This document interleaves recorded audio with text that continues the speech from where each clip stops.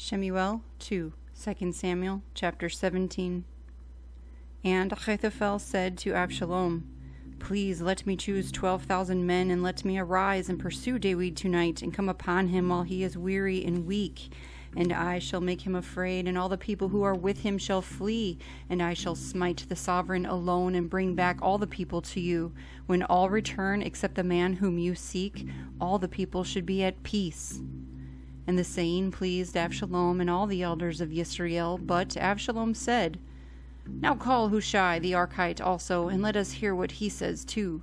And Hushai came to Abshalom, and Abshalom spoke to him, saying, Ahithophel has spoken according to this word. Should we do as he says? If not, speak up.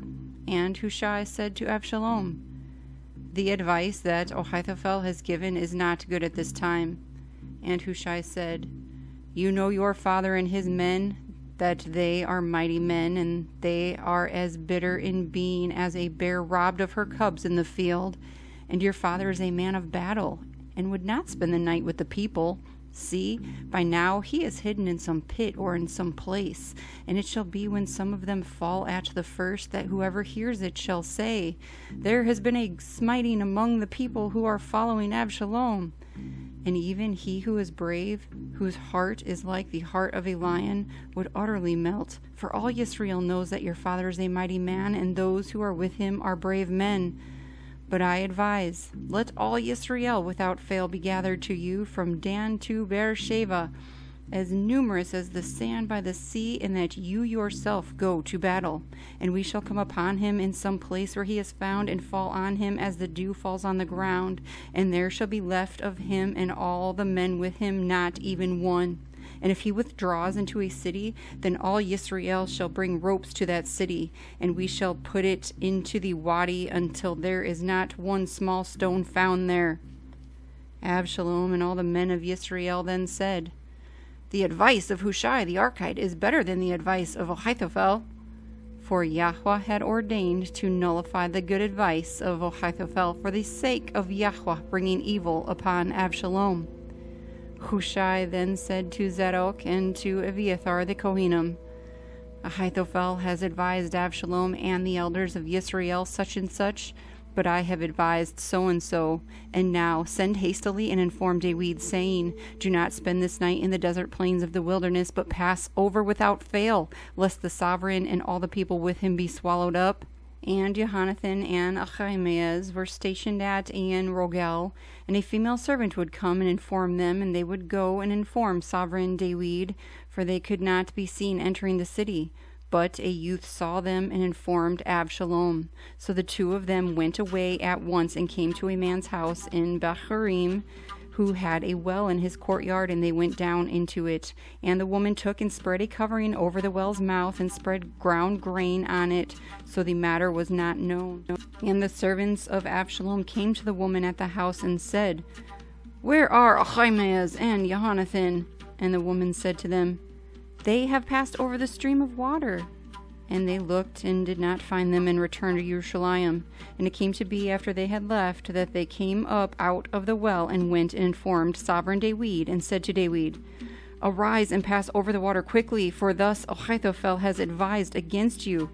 And Dawid and all the people who were with him rose up and passed over the Yarden, and by morning light not even one remained who had not gone over the Yarden. And Ahithophel saw that his advice was not followed, so he saddled his donkey and rose up and went home to his house, to his city. Then he gave charge to his house and hanged himself and died, and he was buried in his father's tomb. And Dawid came to Mechanaim, and Abshalom passed over the Yarden, he and all the men of Yisrael with him. And Abshalom appointed Amasa over the army instead of Joab. Now Amasa was the son of a man whose name was Yithra, an Yisraelite, who had gone in to Abigail, the daughter of Nechesh, sister of Zeruiah, Joab's mother. And Yisrael and Abshalom encamped in the land of Gilead. And it came to be when Dawid had come to Mechanaim, that Shovai, son of Nechesh from Rabbah of the children of Ammon, and Machir, son of Amiel from Lodebar, and Barzillai, the Gileadite from Roglaim, brought beds and basins and earthen vessels and wheat and barley and flour and roasted grain and beans and lentils and parched grain and honey and curds and sheep and cheese of the herd for Dawid and the people who were with him to eat. For they said, "The people are hungry and weary and thirsty in the wilderness." Shemu'el 2, 2 Samuel chapter 18. And Dawid mustered the people who were with him and put commanders of thousands and commanders of hundreds over them. And Dawid sent out 1/3 of the people under the hand of Yoav, and 1/3 under the hand of Abishai, son of Zeruiah, Yoav's brother, and 1/3 under the hand of Ittai the Gittite. And the sovereign said to the people, "I shall certainly go out with you too." But the people answered, "Do not go out, for if we flee away, they would not lay heart upon us. Even if half of us die, they would not lay heart upon us. For now 10,000 are like us. Therefore it is better for you to support us from the city."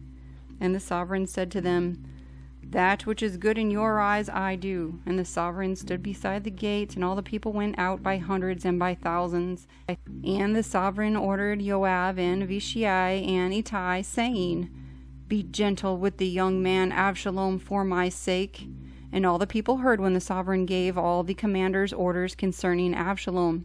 So the people went out into the field to meet Yisrael, and the battle was in the forest of Ephraim. And the people of Yisrael were smitten there before the servants of Dawid, and the smiting there that day was great, 20,000. And the battle there was scattered over the face of all the land, and the forest devoured more people that day than the sword devoured. And when Abshalom met the servants of Dawid, Abshalom was riding on a mule, and the mule went under the thick branches of a great terebinth tree, and his head caught in the terebinth, and he was suspended between the shamayim and earth, while the mule which was under him passed on. And a certain man saw it, and informed Yoav, and said, "Look, I saw Abshalom hanging in a terebinth tree." And Yoav said to the man who informed him, "Now look, you saw, and why did you not smite him to the earth there? Then I would have given you 10 pieces of silver and a belt." But the man answered Yoav, "Though I were to receive 1,000 pieces of silver in my hand, I would not raise my hand against the son of the sovereign, because in our hearing the sovereign ordered you and Abishai and Ittai, saying, 'Take heed, you who go against the youth, against Abshalom.' Otherwise, I would have been untrue to my own life, for no matter is hidden from the sovereign, and you yourself would have put yourself against me." And Yoav said, "Let me not waste time here with you." And he took 3 spears in his hand and thrust them through Abshalom's heart while he was still alive in the midst of the terebinth tree. And 10 young men who bore Yoav's armor went around and smote Abshalom and put him to death. And Yoav blew the ram's horn, and the people returned from pursuing Yisrael, for Yoav had held the people back. And they took Abshalom and threw him into a large pit in the forest, and heaped a very large pile of stones over him. And all Yisrael fled, each one to his tent. And Abshalom in his lifetime had taken and put up a monument for himself, which is in the sovereign's valley. For he said, "I have no son to keep my name in remembrance." And he called the monument after his own name, and to this day it is called Abshalom's monument. And Ahimaaz, son of Zadok, said, "Please let me run and take the news to the sovereign, for Yahuah has judged his enemies." But Yoav said to him, "You are not the man to take the news today, but you shall take the news another day. But today you do not take the news, because the sovereign's son is dead." And Yoav said to the Cushite, "Go, inform the sovereign what you have seen." And the Cushite bowed himself to Yoav and ran. And Ahimaaz, son of Zadok, said again to Yoav, "And whatever might be, please let me also run after the Cushite." And Yoav said, "Why would you run, my son? There is no news to bring you reward. But whatever might be, let me run." So he said to him, "Run." And Ahimaaz ran by the way of the plain and passed the Cushite. Now Dawid was sitting between the 2 gates, and the watchman went up to the roof over the gate to the wall, and lifted his eyes and looked and saw a man running alone. So the watchman called out and told the sovereign, and the sovereign said, If he is alone, there is news in his mouth. And he came near and near, and the watchman saw another man running, and the watchman called out to the gatekeeper and said, See, a man running by himself.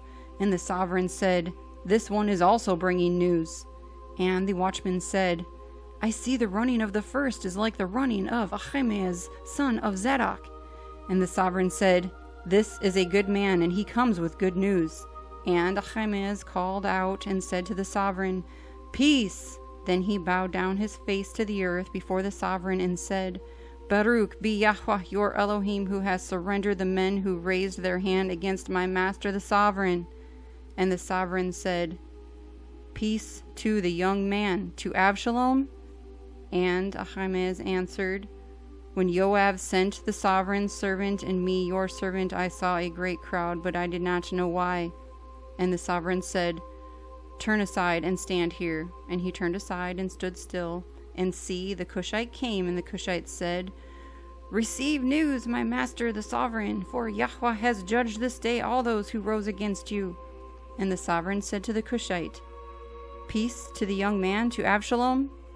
And the Cushite answered, Let the enemies of my master the sovereign and all who rise against you for evil be as that young man is.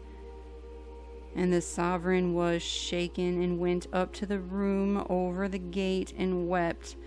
And as he went, he said this, Oh, my son Abshalom, my son Abshalom, if only I had died instead of you. Oh, Abshalom, my son, my son.